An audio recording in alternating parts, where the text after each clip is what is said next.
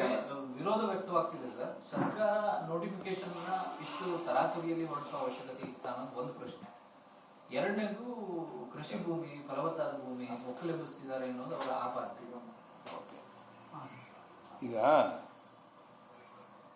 ಇದು ನೋಟಿಫಿಕೇಶನ್ ಯಾರು ಮಾಡಿದ್ದು ಅಂತ ಪುನರಾವರ್ತನೆ ಮಾಡೋದ್ರಲ್ಲಿ ನಮಗೂ ಅದು ಅರ್ಥ ಬರೋದಿಲ್ಲ. ಪ್ರಿಲಿಮಿನರಿ ಇದನ್ನ ಇಲ್ಲಿ ಟೌನ್ಶಿಪ್ ಮಾಡಬೇಕು ಅಂತ ಮಾಡಿದೆ ಕುಮಾರಸ್ವಾಮಿ. ಈಗ ಕುಮಾರಸ್ವಾಮಿ ಅವರು ನಿಜವಾಗ್ಲೂ ಕೂಡ ರೈತರಿಗೆ ಕಾಳಜಿ ಇದ್ದಿದ್ರೆ ರೆಡ್ ಝೋನ್ ಅನ್ನ ರಿಮೂವ್ ಮಾಡಬೇಕಾಗಿತ್ತು. ಅವರು 2006ರಲ್ಲಿ ಇದನ್ನ ಪ್ರಿಲಿಮಿನರಿ ಹಂತವಾಗಿ ಮಾಡಬೇಕು ಅಂತೇಳಿ ತೀರ್ಮಾನ ಮಾಡಿ ನೋಟಿಫಿಕೇಶನ್ ಮಾಡಿದಾಗ ರೆಡ್ ಝೋನ್ ಮಾಡಿಬಿಟ್ರು. ರೆಡ್ ಝೋನ್ ಮಾಡಿದ್ರಿಂದ ಟ್ರಾನ್ಸಾಕ್ಷನ್ ಸಂಪೂರ್ಣವಾಗಿ ಸ್ಥಗಿತ ಆಯಿತು. ಇವರು 2018ಕ್ಕೆ ಮತ್ತೆ ಮುಖ್ಯಮಂತ್ರಿ ಆದರು. ನಿಜವಾಗ್ಲೂ ಕೂಡ ಅವರಿಗೆ ರೈತರ ಬಗ್ಗೆ ಅಭಿಮಾನ, ನಿಜವಾದಂಥ ಕಾಳಜಿ ಇದ್ದಿದ್ರೆ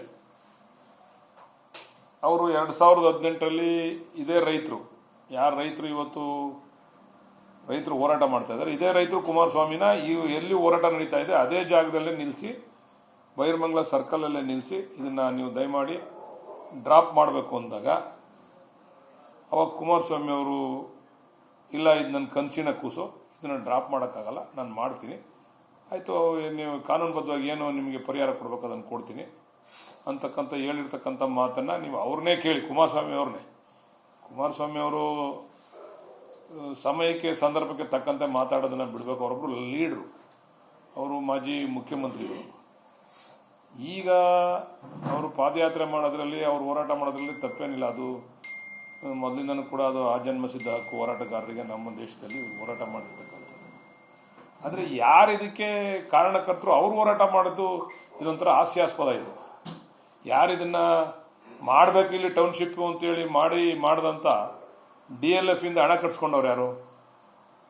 DLF ಅವರು ಎಷ್ಟು ಹಣ ಕಟ್ಟಿದ್ರು? ಕುಮಾರಸ್ವಾಮಿ ಅವ್ರನ್ನ ಕೇಳಿ, ಎಷ್ಟು ಹಣ ಕಟ್ಟಿದ್ರು DLF ಅವರು? ಸುಮಾರು 400ರಿಂದ 500 ಕೋಟಿ ಅವತ್ತಿನ ಕಾಲದಲ್ಲಿ ದುಡ್ಡು ಕಟ್ಸ್ಕೊಂಡಿದ್ದೆ ಕುಮಾರಸ್ವಾಮಿ ಅವ್ರ ಕಾಲದಲ್ಲಿ. DLF ಪಾಪರಾಗೋಯ್ತು, ಇದನ್ನ ಮಾಡೋಕ್ಕಾಗಲ್ಲ, ನಮ್ಮ ಹತ್ರ ದುಡ್ಡಿಲ್ಲ, ಫರ್ದರ್ ಎಕ್ಸ್ಟೆನ್ಷನ್ ದುಡ್ಡಿಲ್ಲ ಅಂತೇಳಿ ಅದನ್ನ ದುಡ್ಡು ವಾಪಸ್ ಕೊಡಿ ಅಂತೇಳಿ ಪರಿಪರಿಯಾಗಿ ಬೇಡ್ಕೊಂಡು ಯಡಿಯೂರಪ್ಪನವ್ರ ಮುಖ್ಯಮಂತ್ರಿ ಆಗಿದ್ದಾಗ ವಾಪಸ್ ತಗೊಂಡೋದ್ರು. ಅವರು ನಮ್ಮ ಕೈಲಿ ಮಾಡೋಕ್ಕೆ ಶಕ್ತಿ ಇಲ್ಲ, ಇದನ್ನ ಮಾಡೋಕ್ಕೆ ನಾವು ರೈತರಿಗೆ ದುಡ್ಡು ಕೊಡೋಕೆ ನಮ್ಮ ಹತ್ರ ಶಕ್ತಿ ಇಲ್ಲ, ದುಡ್ಡು ವಾಪಸ್ ಕೊಡಿ ಅಂತ ತಗೊಂಡೋದ್ರು. ಯಡಿಯೂರಪ್ಪನವ್ರ ಕಾಲದಲ್ಲಿ ದುಡ್ಡು ವಾಪಸ್ ಕೊಟ್ಟಿದ್ದು. ಅದಾದ ನಂತರ ಪುನಃ ಕುಮಾರಸ್ವಾಮಿ ಅವರೇ ಮುಖ್ಯಮಂತ್ರಿ ಆದರು 2018ರಲ್ವಾ, ಅವಾಗ ಡ್ರಾಪ್ ಮಾಡ್ಬೋದಾಗಿತ್ತಲ್ಲ. ಅವ್ರು ಏನು ಡ್ರಾಪ್ ಮಾಡೋದು ಬೇಡ. ಅವ್ರು ಇವತ್ತು ಹೇಳ್ತಾರೆ ಅದೆಲ್ಲ ಏನೋ ಈಗಲ್ಟನ್ನಲ್ಲಿ ಎಷ್ಟು ಕೋಟಿ ಮಾಡಿದ್ದಾರೆ ಅಲ್ಲಿ ಅಂತೇಳಿ. ಈಗಲ್ಟನ್ನಲ್ಲಿ it's a converted land, it's a developed land. ಮತ್ತೆ ಅದು ಎಲ್ಲ ತೀರ್ಮಾನ ಆಗಿ ಈಗಲ್ಟನ್ನಲ್ಲಿ ಅವ್ರು ಯಾವ್ದ್ರ ಮೇಲೆ ತೀರ್ಮಾನ ಮಾಡಿದ್ರು ಅಂತಂದ್ರೆ, ಈಗಲ್ಟನ್ನಲ್ಲಿ ಅವ್ರು ಯಾವ ರೇಟ್ನಲ್ಲಿ ಸೇಲ್ ಮಾಡ್ತಾ ಇದ್ದಾವರಲ್ಲ, ಈಗಲ್ಟನ್ನಲ್ಲಿ ಅಲ್ಲಿ ಕೆಲವರಿಗೆಲ್ಲ ಸೇಲ್ ಮಾಡಿದ್ದಾರೆ, ಹೊರಗಡೆಯವ್ರಿಗೆಲ್ಲ ಸೇಲ್ ಮಾಡಿದ್ದಾರೆ. ಅವರು ಆ ಆಧಾರ ಇಟ್ಕೊಂಡು DC ಅವರು ತೀರ್ಮಾನ ಮಾಡಿದ್ದು. ಈಗಲ್ಟನ್ನಲ್ಲಿ ಅವ್ರ ಈಗಲ್ಟನ್ ವ್ಯಾಪ್ತಿನಲ್ಲೇ ಯಾವ ಆಧಾರದ ಮೇಲೆ ಎಷ್ಟು ರೇಟಲ್ಲಿ ಸೇಲ್ ಮಾಡ್ತಾವ್ರೆ, ಬೇರೆಯವ್ರಿಗೆಲ್ಲ ಹೊರಗಡೆಯವ್ರಿಗೆಲ್ಲ ಸೈಟ್ ಕೊಟ್ಟಿದ್ದಾರೆ ಅನ್ನೋದು ಆಧಾರದ ಮೇಲೆ ತೀರ್ಮಾನ ಆಗಿರೋದು ವಿನ ಖಾಲಿ ಜಮೀನ್ ಮೇಲೆ ತೀರ್ಮಾನ ಆಗಿರ್ತಕ್ಕಂಥದ್ದು. ಸ್ವಲ್ಪ ಮಿನಿಮಮ್ ಜ್ಞಾನ ಇರಬೇಕು ಆ ವಿಚಾರವಾಗಿ, ಯಾರಿಗೇ ಆಗಲಿ.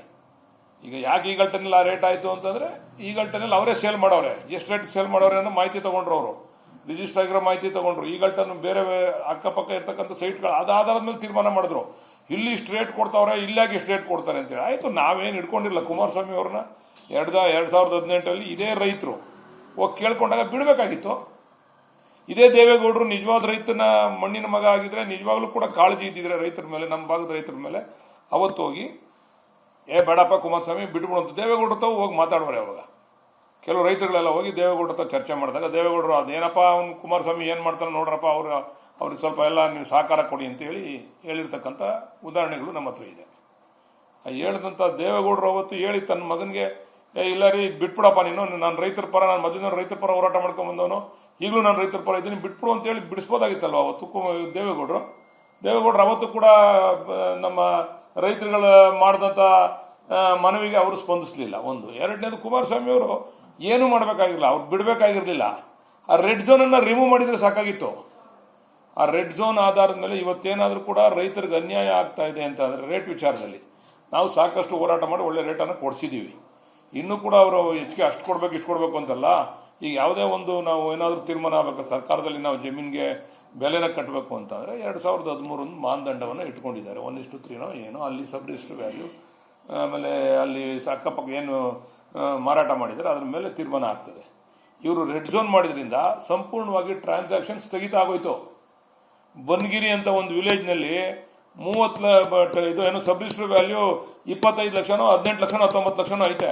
Because of red zone transaction ಸ್ಥಗಿತ ಆದ ತಕ್ಷಣನೇ, ರೆಡ್ ಝೋನ್ ಆದ ತಕ್ಷಣನೇ ಇದ್ರ ಟ್ರಾನ್ಸಾಕ್ಷನ್ ಸ್ಥಗಿತ ಆಗ್ತಾನೆ SR ವ್ಯಾಲ್ಯೂ ಕಡಿಮೆ ಆಗೋಯ್ತು. ಈಗ ನಾವೇನಾದ್ರು ಕೊಡ್ಬೇಕಾದ್ರೆ SR ವ್ಯಾಲ್ಯೂ ಆಧಾರದ ಮೇಲೆ ಕೊಡ್ಬೇಕು ರೇಟ್ನ. ನಾವು ನಾಳೆ ಇನ್ನೊಂದು ಕಡೆ ಬೇರೆ ಕಡೆ ಅಕ್ವಿಷನ್ ಮಾಡಕ್ ಹೋದಾಗ, ಬೇರೆ ಕಡೆ ಇನ್ನೊಬ್ರು ಏನೋ ಮಾಡಕ್ ಹೋದಾಗ, ಡೆವಲಪ್ಮೆಂಟ್ ಮಾಡಕ್ ಹೋದಾಗ ಇವೆಲ್ಲ ಬರ್ತವೆ ಕೋರ್ಟಲ್ಲಿ. ಅಲ್ಲ ಅಷ್ಟು ಕೊಟ್ಟಿದ್ದಾರೆ, ಇಲ್ಲಿ ಇಷ್ಟು ಕೊಟ್ಟಿದ್ದಾರೆ, ಇದು ಮಾಡಿ ಅಂತೇಳಿ. ಇರೋ ಇತಿಮಿತಿ ಒಳಗಡೆ DC ಅವರು ಎಲ್ಲವನ್ನ ಹುಡುಕಿ, ಅವ್ರು ಸುಪ್ರೀಂ ಕೋರ್ಟ್ ಆರ್ಡರ್ಗಳು ಬೇರೆ ಬೇರೆ ಇದನ್ನೆಲ್ಲ ಫೈಂಡಿಂಗ್ಸ್ ಎಲ್ಲ ಹುಡುಕಿ 2 ಕೋಟಿನ ನಾವು ಕ್ರಾಸ್ ಮಾಡಲೇಬೇಕು, ಅಟ್ ಎನಿ ಕಾಸ್ಟ್ ನಮ್ಮ ರೈತರಿಗೆ ಅನ್ಯಾಯ ಆಗಬಾರ್ದು ಅಂತೇಳಿ ಕ್ರಾಸ್ ಮಾಡಿದ್ದೀವಿ.